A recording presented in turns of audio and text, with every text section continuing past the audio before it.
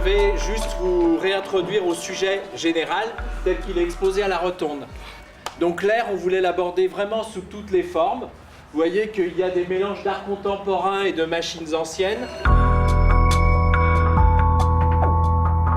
La science, la recherche, l'observation collectent des informations qui sont transmises entre savants, entre techniciens, et puis de temps en temps, une accumulation de savoir et un hasard arrivent ensemble qui permettent que la société puisse progresser de ces découvertes. Si on regarde l'Éolipile, on comprend bien comment ça peut se passer. On est 300 ans avant Jésus-Christ et Héron d'Alexandrie, un ingénieur grec, invente l'Éolipile, c'est-à-dire une petite sphère de cuivre dans laquelle il met simplement un petit peu de vapeur d'eau, il met de quoi chauffer la boule.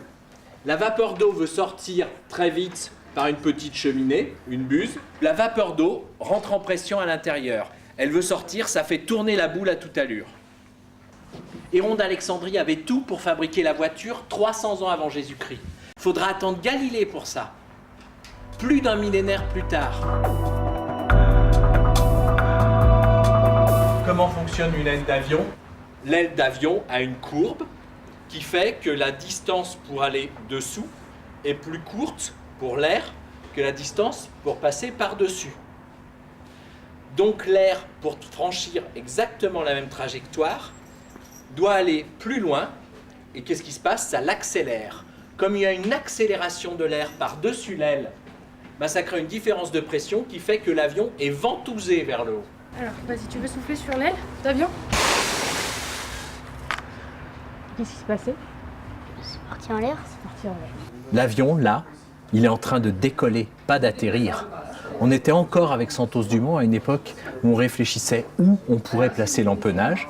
Et selon Santos Dumont et beaucoup d'autres, il pouvait être à l'avant. Donc ici, l'avant de l'appareil, c'est la queue. Et l'hélice pousse l'avion.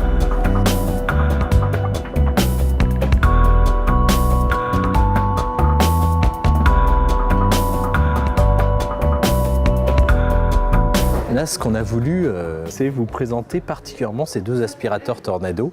Parce que si vous regardez bien les formes, ils ressemblent énormément à la première fusée de Buck Rogers. Buck Rogers, c'est un des premiers super-héros, on est dans les années 1936.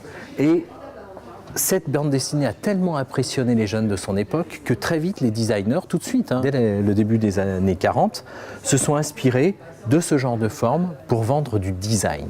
Et eux, ils étaient dans les premiers à vous vendre du futur avec le présent. L'aspirateur existait, c'était bien une technologie du présent des années 40, mais on vous vendait le futur de Buck Rogers, et c'est toujours le cas, l'homme réfléchit demain. En fait, très vite, l'homme s'est rendu compte, lorsqu'il n'avait pas trop peur de l'eau, que nager sur l'eau était très pratique pour se sauver de la noyade, et que nager sous l'eau était une technique de guerre particulièrement efficace. C'est la cloche de plongée qui, dès le temps des Grecs et des Romains, a été utilisée pour aller repêcher les choses tombées au fond des rivières. Le principe, il est vraiment tout simple. Ça, tout le monde peut essayer dans sa baignoire. C'est tout bêtement le fait de prendre un récipient et d'enfoncer de l'air sous l'eau. Effectivement, on se rend compte que la pression fait que l'eau ne peut pas rentrer à l'intérieur. Donc, si l'eau ne rentre pas à l'intérieur, ça fait une réserve d'air pour un plongeur qui peut, en général, aller plonger et revenir sans retourner jusqu'à la surface, donc accomplir pendant parfois 1 heure, 2 heures, quand la cloche est assez grande, des travaux sous la mer. On a un mix d'œuvres très différentes les unes des autres. On a la Yellow Flower de Jeff Koons, une des authentiques Yellow Flower, de ce génial artiste d'art contemporain qui avait conçu il y a une vingtaine d'années cette fleur gonflable. À l'époque, il était dans le réel gonflable. Et on a remarqué, comme on travaillait sur l'air, qu'il y avait des gens comme Koons, ou comme Andy Warhol, ou comme Claude Monet, qui avaient vraiment essaimé leur œuvre. Ils ont tous travaillé sur des fleurs, ou sur des graines, ou sur des pollens. Et comme le pollen, leur œuvre a été connue par pollinisation. C'est sur le nombre d'œuvres qu'ils ont faites dans un genre qu'il y a eu dissémination dans le monde entier, que ça a été réparti chez les collectionneurs et les musées, et c'est ça qui les a fait connaître. Alors, est-ce que l'inventeur dissémine? Ça va dépendre de l'innovation, justement.